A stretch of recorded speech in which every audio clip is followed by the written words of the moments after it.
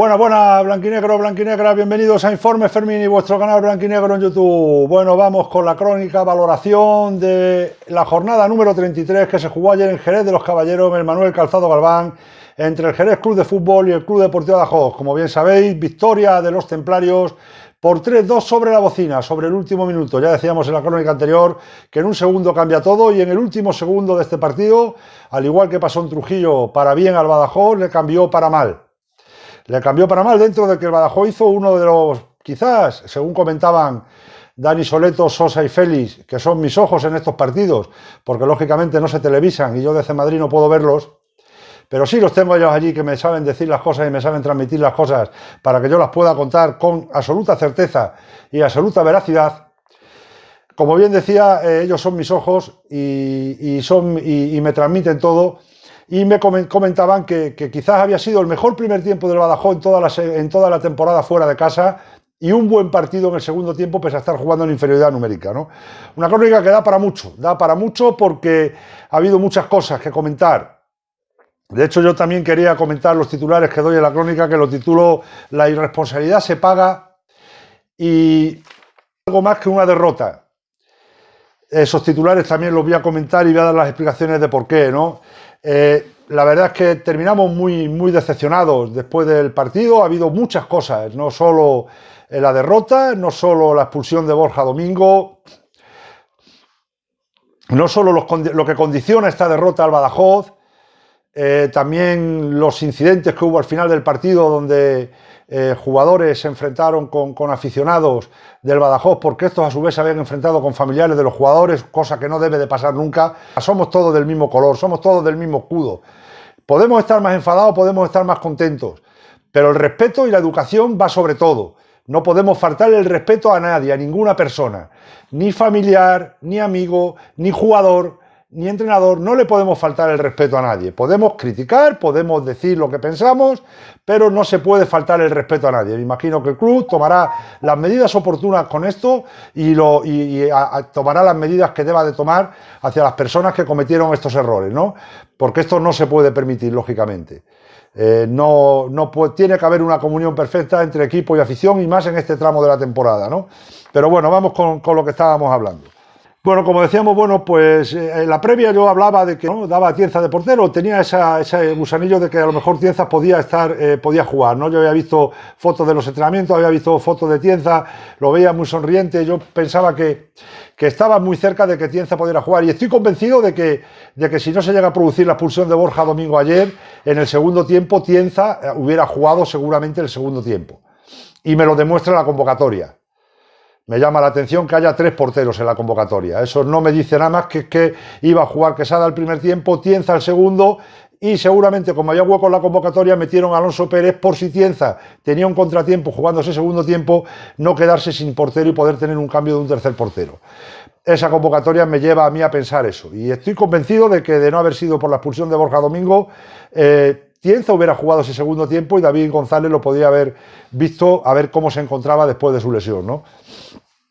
Esa es una de las cosas por la que es más que una derrota, ¿no? Porque el entrenador no pudo hacer lo que él quería o tenía previsto seguramente en su cabeza.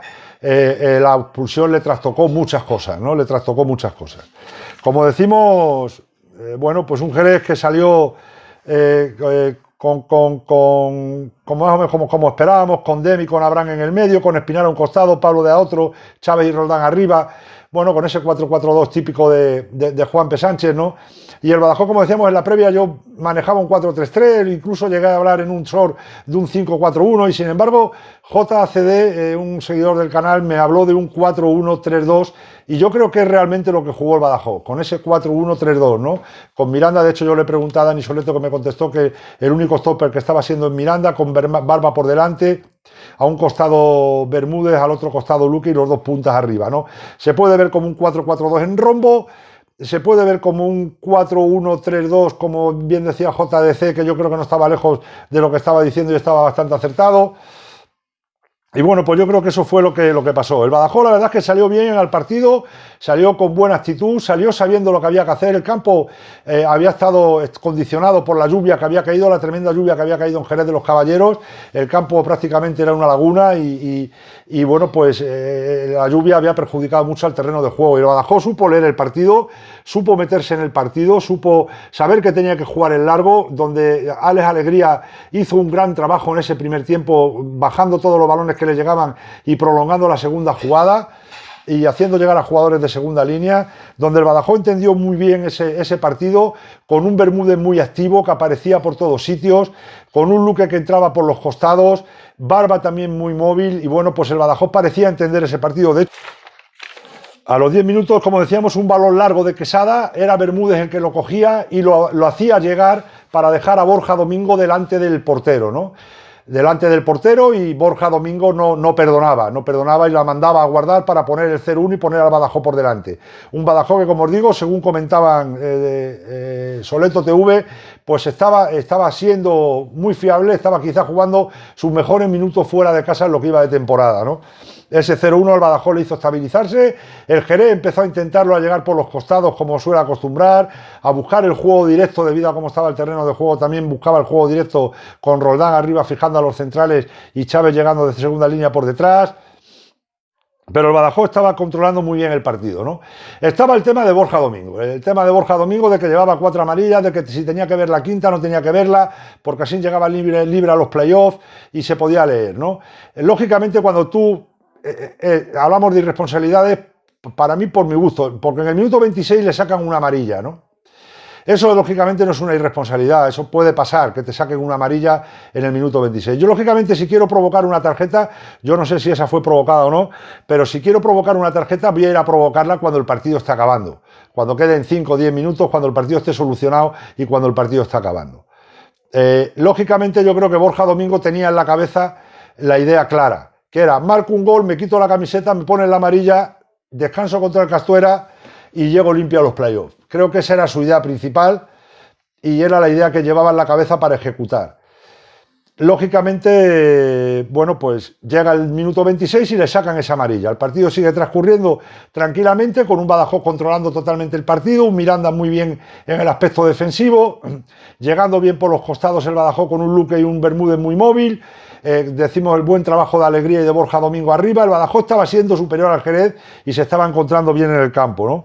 La verdad es que, bueno, pues se estaba jugando más o menos a lo que el Badajoz quería, ¿no? Y efectivamente, cuando el Badajoz estaba ya prácticamente terminando el primer tiempo, yo creo que era el último minuto, otra pelota larga que le meten a Borja, lo dejan mano a mano con el portero y el killer no vuelve a perdonar. Se planta delante de Jesús Torres y le manda el balón dentro de la red para que lo saque de dentro. Pone al Badajoz 0-2, pero se le va la cabeza. Se le va porque, y eso es lo que yo hablo de responsabilidad, tú tienes que tener claro lo que te estás jugando. Estás jugándote entrar en unos playoffs, estás jugándote un posible ascenso que es la viabilidad del club, y tú tienes que tener claro en cada momento del partido, por muy caliente que estés y por mucho que estés, tienes que tener claro que tienes una amarilla. No te puedes quitar la camiseta bajo ningún concepto. Es una absoluta irresponsabilidad totalmente que te quites la camiseta cuando tienes una amarilla. No me vale que se me ha ido la pinza, que se me ha olvidado, qué es lo que tenía en la cabeza, qué es lo que tenía pensado. No me vale. No me vale. Hay que estar centrado en lo que estábamos centrados, que era poner el 0-2, irnos al descanso con el 0-2, con 11 jugadores, que el entrenador pudiera hacer lo que tenía en la cabeza y pudiera hacer los cambios que quiera hacer, y, lógicamente, con el transcurso del partido, si te tienen que cambiar, haberte cambiado.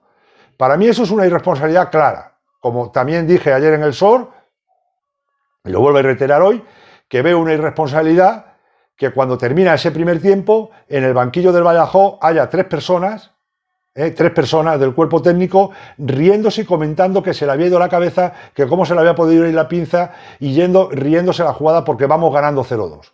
Quedaba medio tiempo, nos habíamos quedado con 10. Ya te mediatiza y te condena el segundo tiempo. Veo una irresponsabilidad total que eso pase en el banquillo del Badajoz. Yo lo entiendo así, puedo estar equivocado, pero lo veo que es una irresponsabilidad total. O sea, el cabreo de David González tenía que ser mayúsculo, inmenso. Te acaban de dejar con 10 jugadores jugándote lo que te estás jugando. No cabe ninguna risa. No me vale que luego me digan que no se estaban riendo de eso. Me da igual. Con la situación que se había dado, no era momento para reírse de nada. De nada. Y menos de eso. O sea, para mí son dos irresponsabilidades totales. Que eso ahora va en el segundo titular.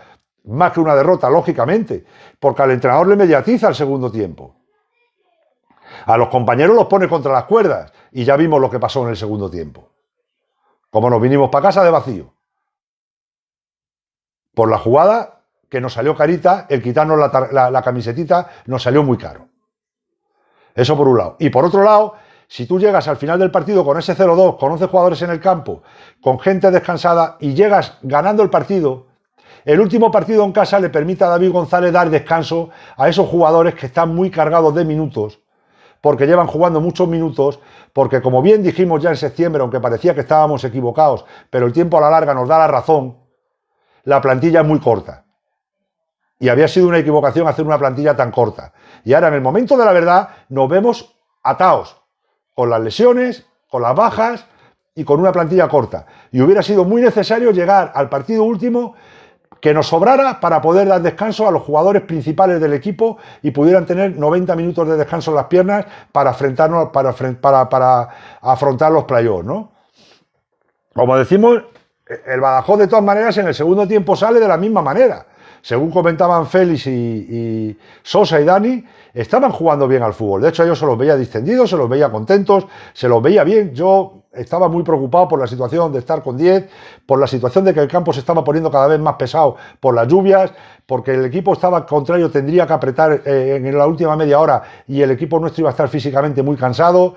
Pero ellos transmitían tranquilidad, transmitían que el equipo estaba jugando bien, transmitían que el equipo estaba llegando, le faltaba lógicamente profundidad. Alegría bajaba muchos balones, Luque llegaba por un costado, estaba muy activo, Bermúdez estaba muy activo por el otro costado, Bermúdez que luego tuvo que ser cambiado ya prácticamente tieso del esfuerzo que había hecho.